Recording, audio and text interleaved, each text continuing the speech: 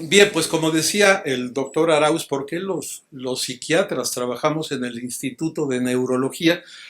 Pues resulta que en el Instituto de Neurología se cultivan las neurociencias clínicas, esto es, la conjunción de enfermedades del cerebro, que por supuesto nuestros colegas neurólogos, nuestros compañeros neurocirujanos están cada día trabajando con esos pacientes y hay una innumerable cantidad de enfermedades secundarias a estas patologías neurológicas que caen en el dominio de la psiquiatría. Entonces somos un grupo de 8, 10, 12, me parece, Pablo, psiquiatras que trabajamos allá en el Instituto de Neurología. Yo quiero agradecer la invitación a participar en este simposio y el tema que se me ocurrió que debía traerles yo a ustedes es el de el reconocimiento y el tratamiento de una enfermedad muy importante, muy prevalente y que creo que vale la pena que todos ustedes conozcan, que se llama depresión. El suicidio es el resultado de múltiples factores de riesgo. Los más comunes son condiciones de salud mental no tratadas o manejadas de manera inadecuada. Aproximadamente mueren por suicidio 300 médicos cada año en los Estados Unidos. Les traigo 10 notas de qué le pasa a los médicos cuando se deprimen. Y en los Estados Unidos sabemos que mueren aproximadamente 300 médicos cada año por esta enfermedad. Los médicos que se suicidaron buscaron menos ayuda en salud mental en comparación con otros profesionales. Y la depresión fue el factor de riesgo más significativo en ambos grupos. Es decir, jóvenes, estudiar medicina no te hace inmune a la depresión. Al contrario, es un factor de riesgo. La tasa de suicidios entre médicos puede ser de 2 a 4 veces mayor que en la población general. Y el suicidio es la segunda causa de muerte en la población joven, entre 24 y 34 años de edad. El 28% de los médicos residentes experimentan al menos un episodio depresivo durante su formación. Y entre los médicos la automedicación es muy frecuente. Entonces, como ven, es un terreno en donde hay alto riesgo para padecer esta enfermedad. Y entonces es importante que ustedes, que son medicoblastos, decían en alguna época, vayan aprendiendo de esta enfermedad y no repitan los prejuicios sociales que habitualmente escuchamos.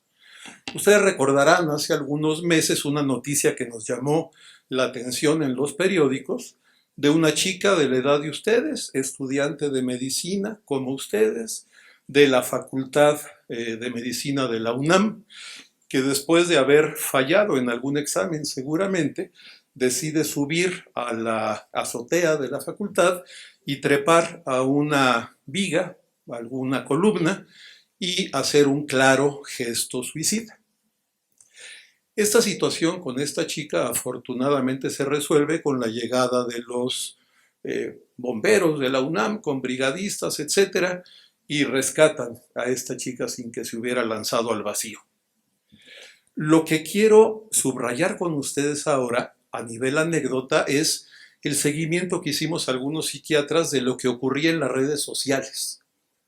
Y precisamente eran los médicos los que se referían a esta anécdota diciendo, pobre chica, pues es débil. ¿Qué hace en el cuarto semestre de la carrera de medicina queriéndose suicidar? Tiene que irse a otra carrera. Medicina no es para los débiles. Medicina no es para los inmaduros. Medicina no es para personas que no le echen ganas. Eran médicos los que decían eso. Es decir, en la población en general y en los médicos seguimos teniendo los mismos prejuicios. Suponemos que el trastorno depresivo mayor es ausencia de fortaleza o inmadurez. Resulta, jóvenes, que esta es una enfermedad como cualquier otra. que tiene factores de riesgo muy importantes. Carga de trabajo, ineficiencia laboral, falta de autonomía, dificultades en el trabajo de equipo, problemas familiares son algunos factores de riesgo de los más importantes. Y vean lo que pasa con un médico residente o con un estudiante de medicina. Tiene una gran carga de trabajo, tiene una ineficiencia laboral, ustedes no pueden atender a pacientes sino hasta dentro de muchos años, tienen una clara falta de autonomía durante mucho tiempo y entonces la depresión puede estar presente. Las condiciones de salud mental no tratadas tienen más probabilidades de tener un impacto negativo en la práctica profesional. Por lo tanto, la búsqueda de ayuda es importante. Sabemos lo suficiente sobre la enfermedad para poder crear programas de prevención que sean realmente eficaces. ¿Qué es entonces la depresión? La depresión es una enfermedad, es una alteración del balance bioquímico cerebral y se le llama de muy variados nombres: depresión unipolar, depresión mayor, depresión clínica, alteración del estado de ánimo, pero el DSM-5, que es nuestro manual de clasificación de las enfermedades, nos habla que depresión no es sinónimo de estar triste. Depresión es un padecimiento en donde por lo menos durante la mayor parte de los días, casi todos los días de un periodo mínimamente medido de 2 semanas, la persona tiene un estado de ánimo bajo, triste, el ánimo por los suelos, nos dicen los pacientes, acompañado de un desinterés generalizado por la vida y de una pérdida clara de la facilidad para experimentar gusto o placer por la vida. 2 de estos 3 elementos, anedonia, desinterés y estado de ánimo depresivo, deben ir acompañados por 4 de cualquiera de estos que les pongo en esta diapositiva. Pérdida o aumento del apetito y o del peso corporal, aproximadamente 5%. Insomnio, que es lo más frecuente, los depresivos tienen una interrupción clara de su patrón de sueño a mitad de la noche. Agitación o enlentecimiento psicomotor, fatiga o pérdida de energía, sentimientos de inutilidad o de culpa excesivos e inapropiados, disminución de la capacidad para pensar, concentrarse o tomar decisiones. Y eso lo vemos claramente en los depresivos jóvenes de la edad de ustedes, donde empiezan a reprobar materias porque no pueden estudiar con la calidad y con la eficacia como estudiaban antes de deprimirse. Y lo más grave, los pensamientos recurrentes de muerte que van evolucionando hacia la ideación suicida y a la presentación del claro intento suicida. Fíjense ustedes cómo esta enfermedad es la única enfermedad que atenta contra el principio básico, el instinto básico de supervivencia.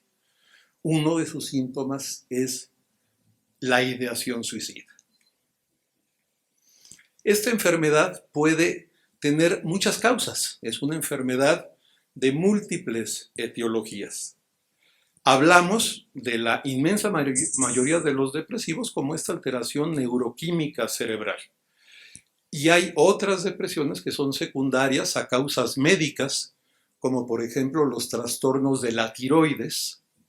Y puede ser también una enfermedad que se desarrolla a partir del uso y el abuso de medicamentos y de drogas. Por eso es que decimos no es bueno drogarse, entre muchas otras cosas. Lo diferenciamos con el duelo y no me voy a meter mucho a la diferenciación con el duelo, que es una reacción psicológica normal, esperable y positiva ante una pérdida. Y simplemente hablarles de un estudio importante de la Organización Mundial de la Salud que determinó a la depresión como una causa de gran discapacidad a nivel mundial. Es un estudio epidemiológico verdaderamente ambicioso que se hizo en más de 40 países del mundo y en donde hace 20 años, por ahí del año 2000, apareció la depresión mayor como la cuarta causa de discapacidad a nivel mundial.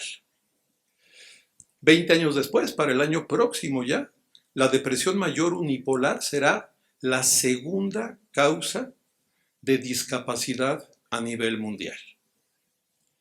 Solamente la enfermedad isquémica cardíaca estará por encima de ella, pero vean ustedes que tendrá una prevalencia mayor que los accidentes de tráfico, la enfermedad cerebrovascular de la que nos hablaba el doctor Arauz, la enfermedad pulmonar obstructiva crónica. Es decir, es un gran problema de salud pública a nivel mundial. Y es una enfermedad de gente muy joven.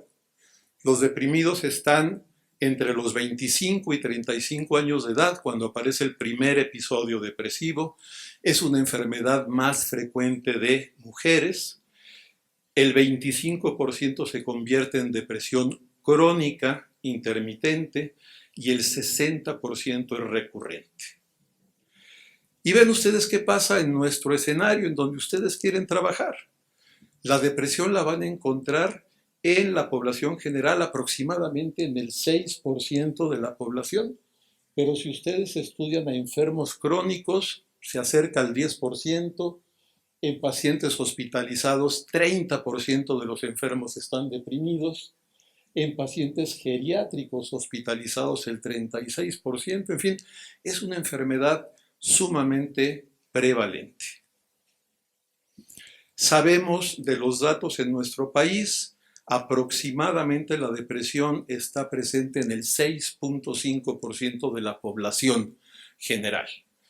Esto habla que ustedes, médicos jóvenes, tienen que ser expertos en el diagnóstico y en el tratamiento de esta enfermedad. Tiene una clara causa genética, tiene una clara causa ambiental, tiene una clara causa familiar, es decir, es una enfermedad en donde evidentemente tenemos mucho que hacer los médicos. ¿Cuáles son los pacientes depresivos que vemos los psiquiatras? Es apenas la puntita del iceberg. Hay una enorme cantidad de pacientes deprimidos que acuden con el médico de primer contacto. El médico de primer contacto le toma la presión, le toma la temperatura y termina diciéndole, amigo, usted no tiene nada. Seguramente son sus nervios. Mire, tómese este Neurobión, que es muy bueno para los nervios, y váyase a su casa. El médico no diagnostica depresión, no sabe diagnosticar depresión. No se detecta como en la mitad de los casos. Y cuando se reconoce, muchas veces el médico general o de primer contacto le da la vitamina o peor aún le da benzodiazepinas porque el paciente se queja de ansiedad. Eso deprime más al paciente. Cuando le da un medicamento antidepresivo se lo da con mucho cuidado y le dice tome este medicamento pero 10 días, así como el antibiótico. Resulta que los medicamentos antidepresivos se tienen que tomar por lo menos 9 meses para tener un buen control del primer episodio depresivo. Y ante un segundo o tercer episodio depresivo, el tratamiento se debe ir a 2 años o más. Y hay un número importante de enfermos depresivos que deben de tomar su medicación antidepresiva por el resto de sus vidas, así como toman su tratamiento los diabéticos o los hipertensos. Entonces, es una enfermedad que deben ustedes reconocer y que tiene muchísimo para que platiquemos seguramente en otra ocasión. Sus profesores de psiquiatría seguramente lo harán. No quiero meterme en el tratamiento, ya sabrán ustedes que es un tratamiento farmacológico fundamentalmente, que los antidepresivos no son medicamentos que puedan causar adicción, no son drogas, deben de prescribirlos con cuidado, pero no se queden con el paciente depresivo sin darle un tratamiento oportuno. Pues ese es mi mensaje, muchas gracias.